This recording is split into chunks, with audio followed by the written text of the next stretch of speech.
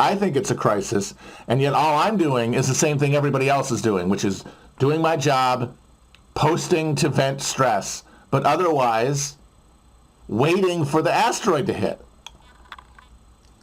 And I honestly think, more than that, more even than wanting other people to feel as you do, the real motivation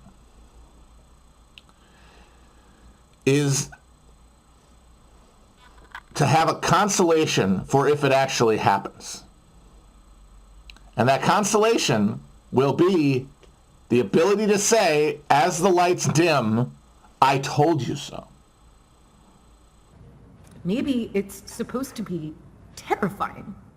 And unsettling. Please don't do that. And you should stay up all night, every night, crying. When we're all 100% for sure gonna fucking die!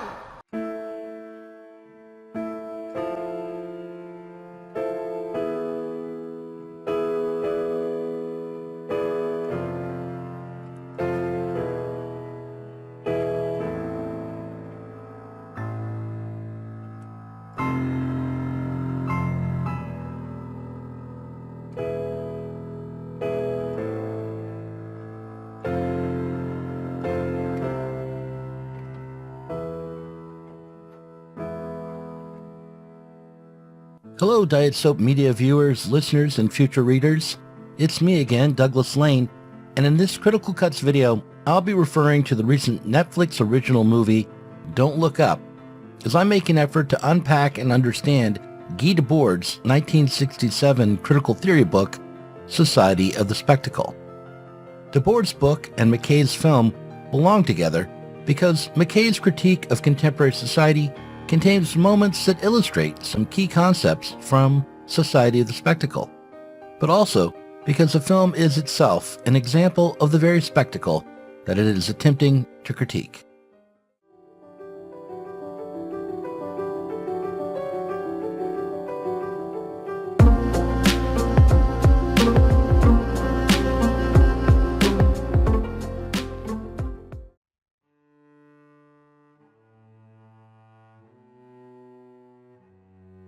We'll be looking at Guy Debord's Society of the Spectacle for the next few months. I'll be working my way through the book backwards. It's a thin book that was written in aphorisms, and many of its sections are revised and uncredited quotations from other famous books. It is a difficult book that appeals to young people, or at least it appealed to me when I was young. As such, it is a book that is often only partially understood, if not entirely misread. If you're familiar with Society of the Spectacle at all, you're probably most familiar with the first section, the section entitled Separation Perfected, that begins like this. In societies where modern conditions of production prevail, life is presented as an immense accumulation of spectacles. Everything that was directly lived has receded into a representation. This section of Society of the Spectacle seems easy because it baldly describes what we all experience: alienation. Rather than living our lives directly, we have become viewers or consumers of a life that is presented to us through various screens. For decades and decades, we have been offered ways to be passive and to receive what already is. We become defined by what we consume and observe. In the second half of the 20th century, we were defined by the sorts of television programs we preferred, by the music we chose to listen to, by the neighborhoods we chose to live in, by the products we bought at the supermarket. While today, these choices are made for us by computer algorithms. Today, the computers figure out what we want and who we are ahead of time, based on just a few clicks and the metadata that comes along after. Only through love can hope be reborn.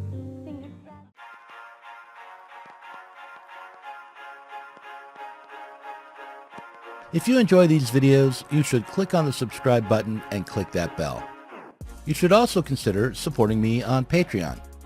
Patrons get access to a second behind-the-scenes parrot room discussion where we dish out gossip or go into the weeds on topics such as the tendency of the rate of profit to decline, imperialism, and the critical theories of Tiffany Brissett and Donald Most. You'll also get access to both the public and private version of the revised Pop the Left series with Ashley Frawley and Pascal Robert, and the new Zoomer Philosophy series. Your support will not only make content like this possible, it will also help to establish a new publishing venture through Diet Soap Media. Right now, supporting me on Patreon will make a big difference.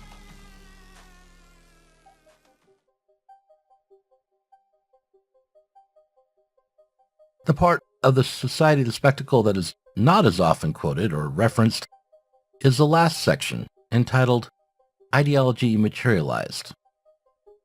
In the final section, Debord attempts to describe how capitalism as a mode of material production created our culture, our global political system, and even our personal lives. He argues the material foundation or base of society has created a superstructure that is reified. What this means is that the ideology of our society is more than just a set of ideas about how the world works.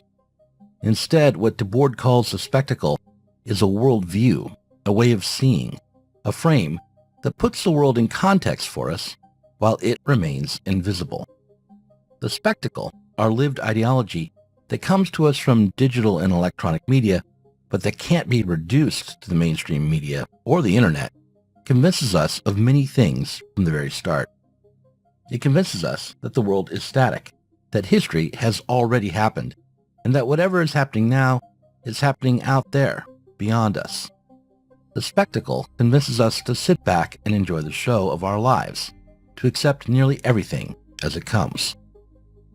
But, according to Debord, at the end of his little book, the lived ideology of capitalist society does more than induce passivity. It transforms us, changes who we are at the level of our psyches. We have become a different kind of people than we once were, separated not only from the world, but from ourselves and from each other. In aphorism 218, Debord quotes the Hungarian sociologist and Marxist Joseph Goebbels, the author of a book entitled False Consciousness, an essay on reification.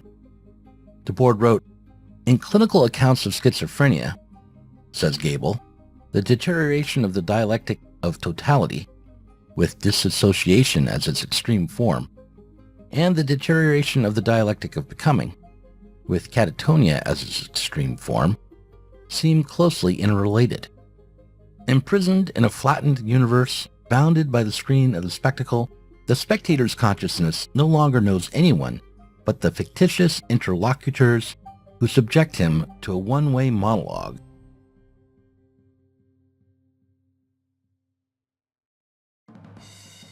In order to really understand this dark vision, we should step back from Debord and back into Adam McKay's film. After all, in a world where everything has been turned upside down, the truth appears as a lie, and high theory can appear as a Netflix original. In Don't Look Up, the president aborts a mission to deflect the comet that is headed toward Earth when it is discovered that this comet contains trillions of dollars worth of rare metals. This decision is an extreme example of reification, or put a different way, it's an extreme example of the deterioration of the dialectic of totality leading into disassociation. Attempting to understand how a given problem or event arises from a multiplicity of factors is an attempt to think dialectically. The deterioration of the dialectic of the totality is a process wherein people lose their ability to think through the complexity of a changing world and do not notice how the meaning and consequences of facts, events, and even objects aren't fixed, but only arise through their relationship to other facts, events, and objects. An extreme example of a non-dialectical and dissociated kind of thinking, namely a kind of pseudo-reasoning process, is called centration.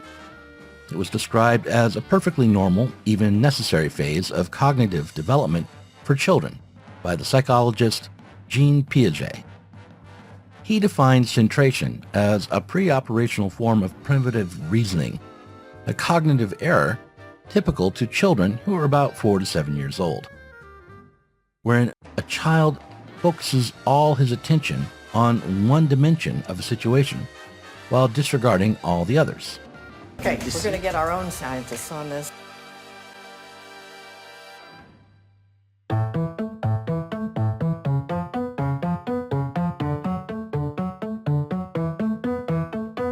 An example of centration from child psychology would be when a child focuses on the number of pieces a birthday cake is cut up into, rather than on the size of the pieces, or the size of his piece.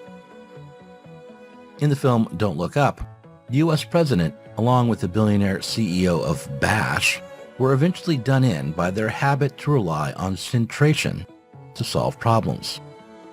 When informed that a comet was headed toward Earth, they focused on the metals in the comet and the monetary value of those metals, rather than on the totality of their situation.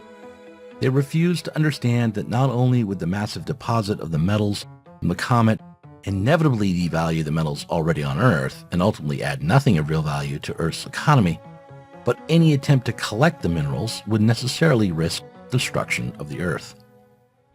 Likewise, the character Kate Dibiasky falls victim to centration when she exclaims that the destruction of the Earth by a comet isn't meant to be fun or entertaining, but is meant to be distressing, terrifying, and unsettling. Well, maybe the destruction of the entire planet isn't supposed to be fun.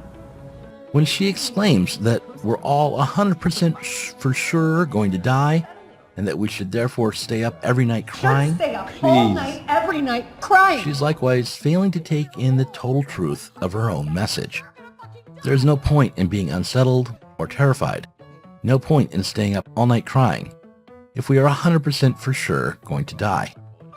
The context that would make those feelings meaningful is already erased when we realize that there's nothing to be done. The only reason to insist upon unsettling people is if the possibility of change is still viable, but by her own account, it is not.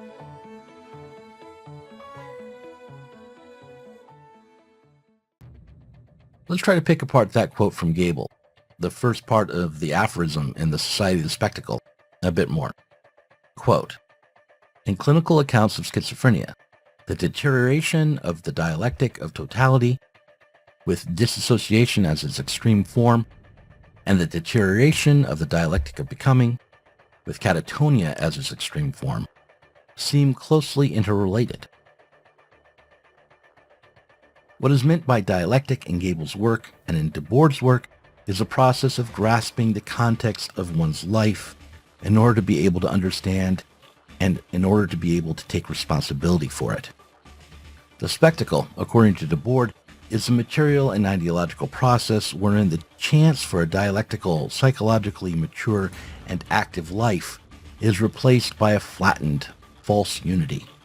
It is a world where self-understanding is foreclosed, a life where the tendency towards centration is so intense that the whole world appears as a mirror and the self appears as a distorted image.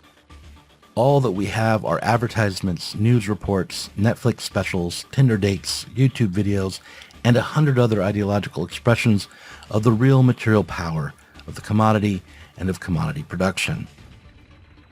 When we consider the film Don't Look Up, we should think about why it is that the protagonists appear to be redeemed by their own failure to stop Armageddon.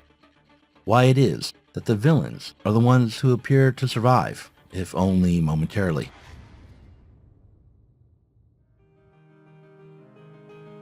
When we face the mirror signs that surround us, we should try to remember what Debord and later the American situationist Isaac Cronin and Terrell Seltzer claimed about the spectacle, namely that it presents a schizoid vision to a people defined and done in by a schizophrenic culture. In their film Call It Sleep, Cronin and Seltzer asserted that the spectacle can't imagine a world which is not spectacular. It thinks of itself as existing now and forever.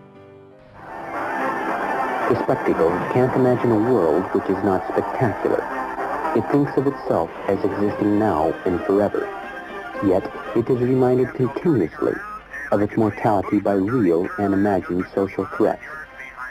The spectacle translates challenges to its power into challenges to the species as a whole.